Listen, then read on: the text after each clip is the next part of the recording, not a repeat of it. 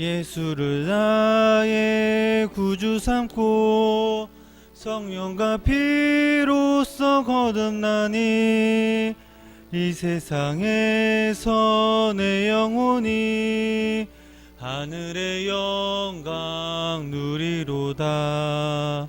이것이 나의 간증이요 이것이 나의 찬송일세.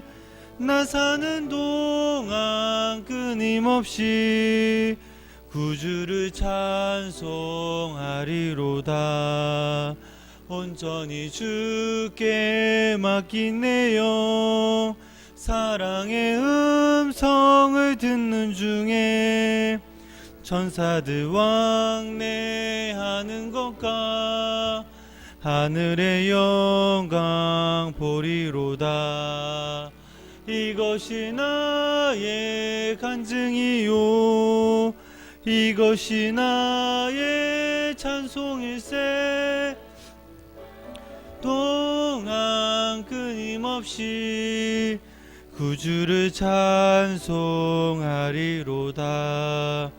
주 안에 기쁨 누림으로 마음의 풍랑이 잔잔하니 세상과 나는 간 곳 없고 구속한 주만 보이도다.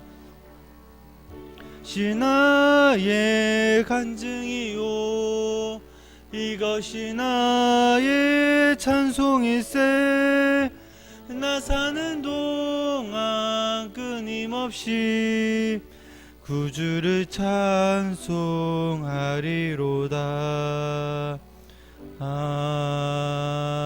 아멘. 시간 사도신경으로 신앙 고백 드리시겠습니다.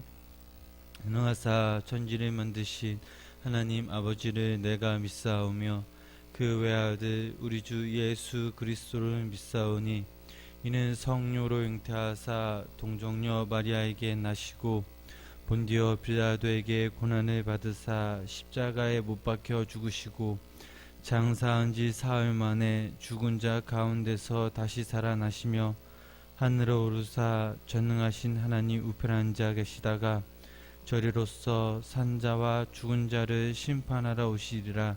성령을 믿사오며 거룩한 공회와 성도가 서로 교통하는 것과 죄를 사하여 주시는 것과 몸이 다시 사는 것과 영원히 사는 것을 믿사옵나이다. 아멘.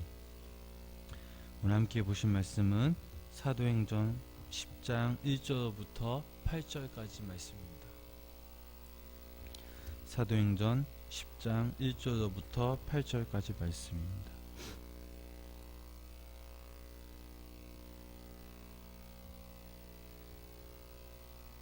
제가 한 절 읽고 여러분도 한 절 읽으시고 마지막 8절 다 같이 함께 읽으시겠습니다. 가이사랴에 고넬료라 하는 사람이 있으니 이달리아 부레라 하는 군대의 백부장이라.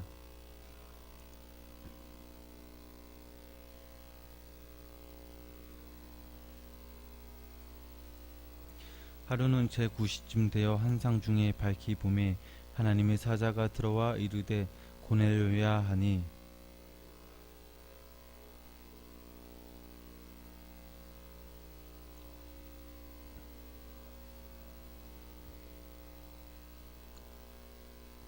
내가 지금 사람들을 욥바에 보내어 베드로라 하는 시몬을 청하라.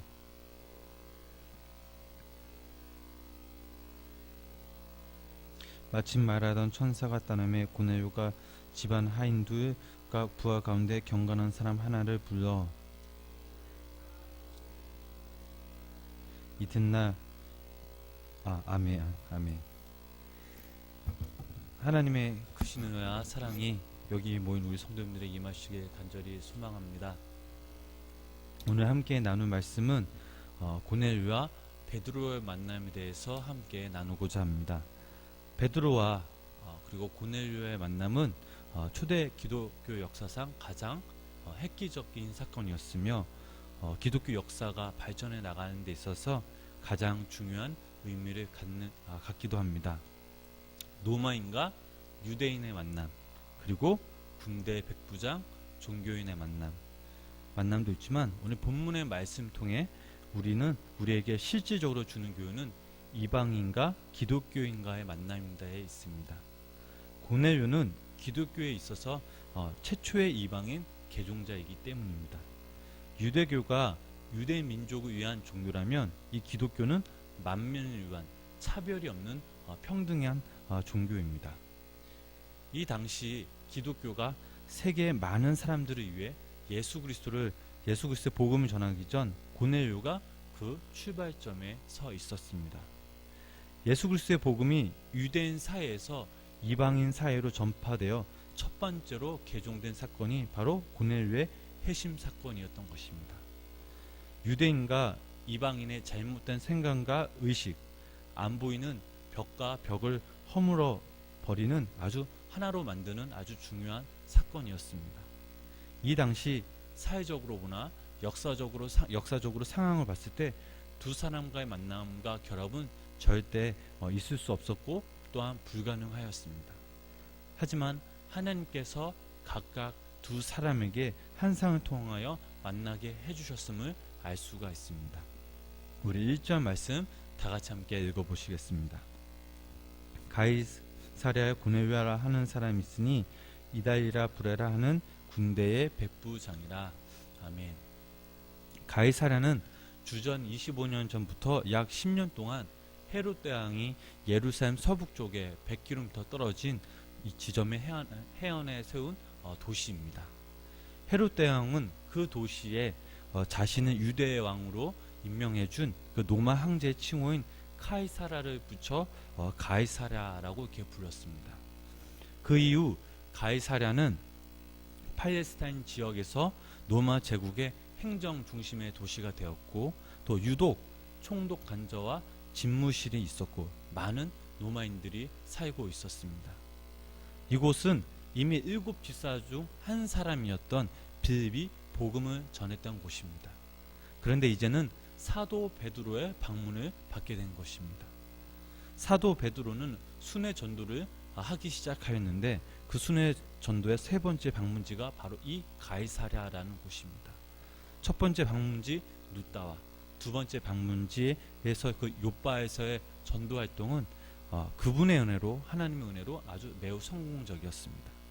그렇지만 세 번째 방문지에서 이방인 고넬료를 해심시킨 사건은 사도 베드로의 순회 전도에 있어서 가장 획기적인 사건이었으며 가장 중요한 사건이었던 것입니다. 왜냐하면 고넬료 사건에서는 이방인에게도 성령님이 강림하고 구원을 확증해주는 현상이 일어났기 때문입니다. 사도 베드로가 가이사랴를 방문 그리고 고넬료 해심 사건은 이방 선교를 하는 데 있어서 아주 가장 중요한 기점이 된 것입니다. 그럼 가이사랴에 사는 고넬료는 어떤 사람인가? 오늘 말씀을 읽어보니까 그는 이달리아 부대를 하는 군대의 백부장으로 소개되고 있습니다. 이달리아 부대는 로마인으로 구성된 이탈리아의 그 부대였습니다. 당시 로마 제국은 식민지에서 일어날 수 있는 일에 대하여 로마인으로 구성된 군대를 배치시켰습니다. 이 부대의 백부장 위치는 우리나라의 중대장 정도 위치가 되지만 이 당시 식민지를 다스리는 로마의 군인으로서는 아주 막강한 권력을 가지고 있었습니다. 우리 2절 말씀 함께 읽어보시겠습니다. 그가 경건하여 온 지방과 더불어 하나님을 경외하며 백성을 많이 구제하고 하나님께 항상 기도하더니. 아멘. 고넬료에 대해 짧게 소개는 되고 있지만 이 짧은 문장을 통해서 그가 어떤 사람인지는 한 번에 알 수 있습니다. 그가 하나님과 사람들 앞에서 신실하며 선행을 많이 베푸는 사람이었습니다. 그리고 항상 기도하는 사람이었습니다. 고넬료를 묘사하는 단어를 다시 살펴보자면 경건과 또 경외, 구제, 항상 기도가 있습니다. 이보다 더 완벽한 사람이 어디 있겠습니까? 저희들이 하나님에 대해서 또 하나님의 속성에 대해서 여러 가지 말할 수 있지만 특별히 거룩하신 하나님이라고 많이 말하곤 합니다. 거룩하신 하나님을 섬기는 자를 한마디로 말하자면 그것은 바로 경건입니다. 이 말은 즉 고넬료 역시 하나님을 닮아가려고 노력한 사람이었다는 사실입니다. 이와 더불어 우리가 함께 주목할 단어가 한 가지가 더 있습니다. 바로 온 집안과 더불어라는 말씀입니다. 자신뿐만 아니라 온 가족과 함께 하나님을 경외하였던 사실입니다. 얼마나 멋진 인생입니까? 구제하고 항상 하나님께 기도하였더니 라는 고넬료는 자기의 믿음의 표현으로 연약한 자, 또 궁핍한 자를 항상 도왔습니다. 그리고 그는 하나님 앞에서 항상 기도하였던 사람이었습니다. 3절 그리고 6절 3절부터 6절까지 말씀 함께 읽어보시겠습니다. 하루는 제9시쯤 되어 한상 중에 밝히 봄에 하나님의 사자가 들어와 이르되 고넬료야 하니 고넬료가 주목하여 보고 두려워 이르되 주여 무슨 일이니까? 천사가 이르되 내 기도와 구제가 하나님 앞에 상달되어 기억하신 바가 되었으니 내가 지금 사람들을 요바에 보내어 베드로라 하는 시몬을 청하라. 아멘. 어느 날 고넬료가 제9시쯤 그러니까 우리 시간으로 오후 3시경에 고넬료가 한상을 보게 되었습니다. 한상 중에 나타난 그 천사를 통해서 하나님께서 고넬료에게 말씀하신 것입니다. 그 말씀하신 내용이 무엇입니까? 요바의 무두장이 집에 유숙하고 있는 그 베드로를 청하라는 것이었습니다. 고넬료는 유대인의 영향으로 가족과 더불어 하나님을 경외하고 구제를 행하며 항상 기도하는 경건한 사람이었지만 아직 예수 그리스도의 복음을 직접 전해 듣지는 못한 사람이었습니다.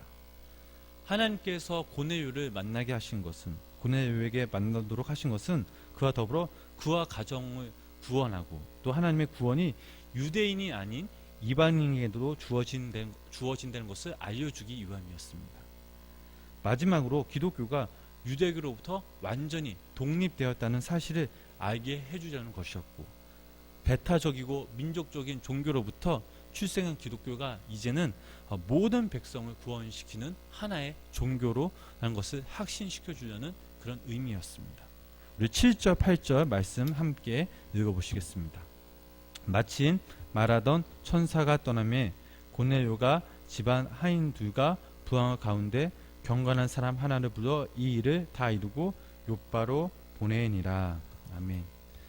한상을 본 즉시 고넬료는 하인 둘 그리고 부하 가운데 경건한 한 사람을 불러 이 한상을 통해 하나님이 주신 그 말씀을 그들에게 설명한 뒤 요바에 있는 그 베드로에게 보냈습니다.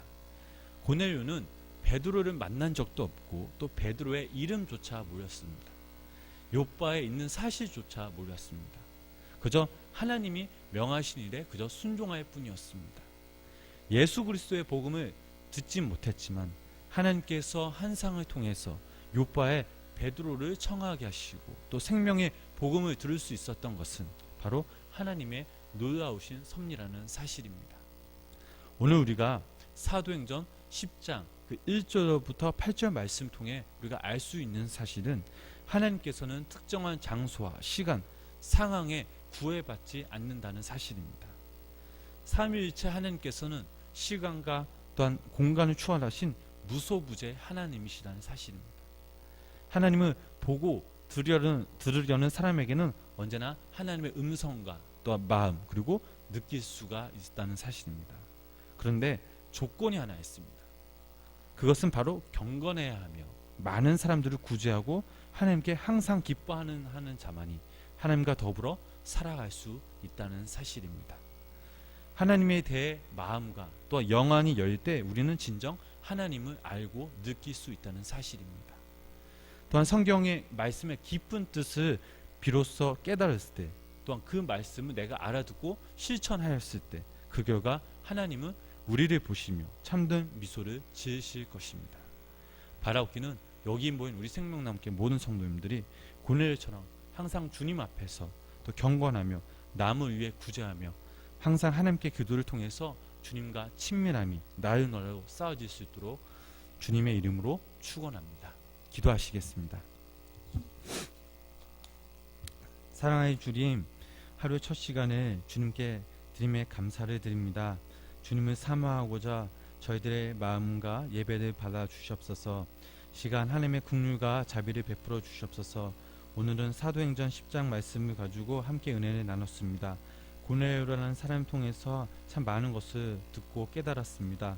저희들에게도 이런 마음과 믿음을 주셔서 늘 주님께 잘했다 칭찬받으며 다른 사람들에게 저 사람은 예수 믿는 사람 같구나 이런 소리를 들으며 신앙생활할 수 있도록 성령이 인도하여 주시옵소서. 시간 저희들이 기도할 때에 저희들의 모든 기도 제목들을 주님께 맡기며 믿음으로 고백하게 하시고 저희들의 기도를 기울이시사 응답될 때 주님께 기뻐 찬양 영광 돌게 하여 주시옵소서. 오늘 하루도 주님께 맡깁니다. 성령님 함께하여 주시고 만남의 축복을 또 감사의 삶과 평안의 삶을 살 수 있도록 주님 함께하여 주시옵소서. 이 모든 말씀 존귀하신 우리 주 예수 그리스도의 이름으로 기도드렸습니다. 아멘.